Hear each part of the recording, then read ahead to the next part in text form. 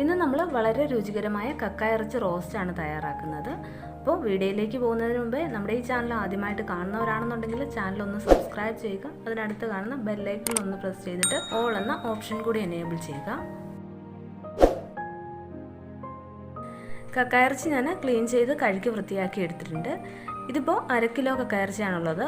ഇനി നമുക്കിതൊന്ന് വേവിച്ചെടുക്കണം. അതിനായിട്ട് ഞാൻ ഇതിലേക്ക് കുറച്ച് ഉപ്പ് ചേർത്ത് കൊടുത്തു. പിന്നെ ഒരു 1/4 ടീസ്പൂണോളം മഞ്ഞൾപ്പൊടിയും കൂടി ചേർത്ത് കൊടുത്തു. എന്നിട്ട് ഇത് നന്നായിട്ടൊന്ന് ഇളക്കി കൊടുത്തതിന് ശേഷം നമുക്ക് ഇതിലേക്ക് ഇത് വേവുന്നതിനാവശ്യമായിട്ടുള്ള വെള്ളവും കൂടി ഒഴിച്ചു കൊടുക്കാം.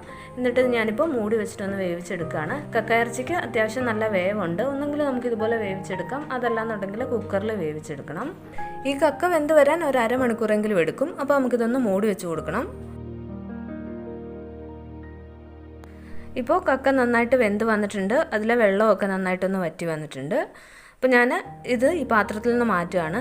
ഈ മൺചട്ടിയിൽ തന്നെയാണ് നമ്മൾ റോസ്റ്റ് തയ്യാറാക്കുന്നത്. അതുകൊണ്ടാണ് ഞാനിതിപ്പോൾ ഈ പാത്രത്തിൽ നിന്ന് വേറൊരു പ്ലേറ്റിലേക്ക് മാറ്റുന്നത്.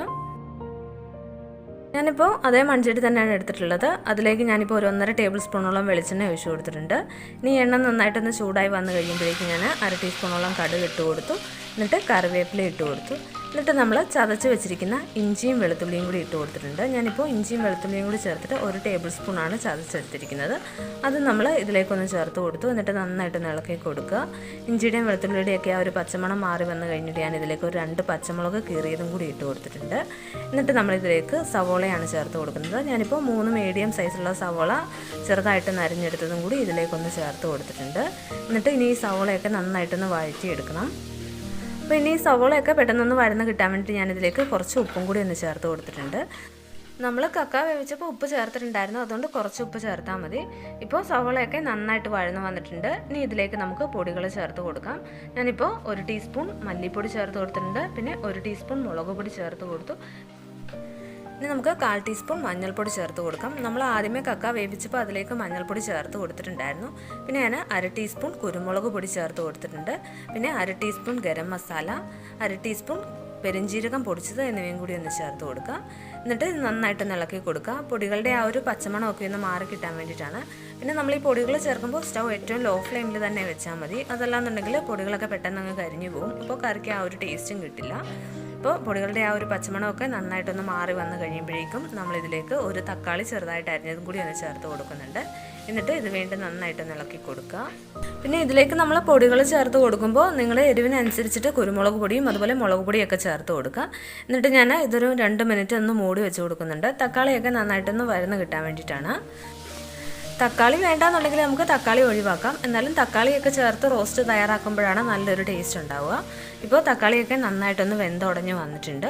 അപ്പോൾ ഇനി നമ്മളിതിലേക്ക് ആദ്യമേ വേവിച്ച് വെച്ചിരിക്കുന്ന കക്കായും കൂടി ഒന്ന് ചേർത്ത് കൊടുക്കുന്നുണ്ട്. എന്നിട്ടിത് നന്നായിട്ടൊന്ന് ഇളക്കി കൊടുക്കുക.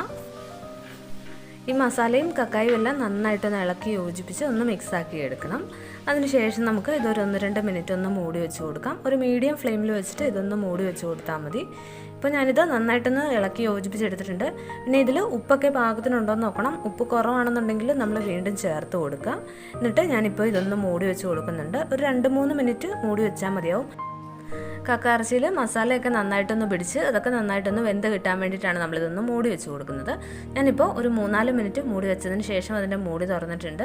എന്നിട്ട് ഇതിലേക്ക് ഞാൻ ഒരു തണ്ട് കറിവേപ്പില ചേർത്ത് കൊടുത്തു. അതുപോലെ തന്നെ നമ്മൾ ഒരു 1/2 ടീസ്പൂണോളം പച്ച വെളിച്ചെണ്ണയും കൂടി ചേർത്ത് കൊടുത്തിട്ടുണ്ട്.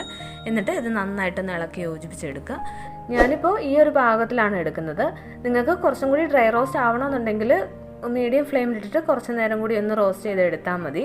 അപ്പോൾ ഇത്രയേ ഉള്ളൂ, നമ്മുടെ കക്കയിറച്ചി റോസ്റ്റ് ഇവിടെ റെഡി ആയിട്ടുണ്ട്. നല്ല ടേസ്റ്റി ആയിട്ടുള്ള ഒരു കക്കയിറച്ചി റോസ്റ്റാണ്. എല്ലാവരും തന്നെ ഒന്ന് ട്രൈ ചെയ്ത് നോക്കുക. എല്ലാവർക്കും തന്നെ ഇഷ്ടപ്പെടും. അപ്പോൾ ഇന്നത്തെ വീഡിയോ ഇഷ്ടമായെങ്കിൽ ചാനൽ സബ്സ്ക്രൈബ് ചെയ്യാൻ മറക്കരുത്. പിന്നെ വീഡിയോ ലൈക്ക് ചെയ്യുക. അപ്പോൾ ഇനി അടുത്ത നല്ലൊരു വീഡിയോയുമായിട്ട് കാണാം. താങ്ക്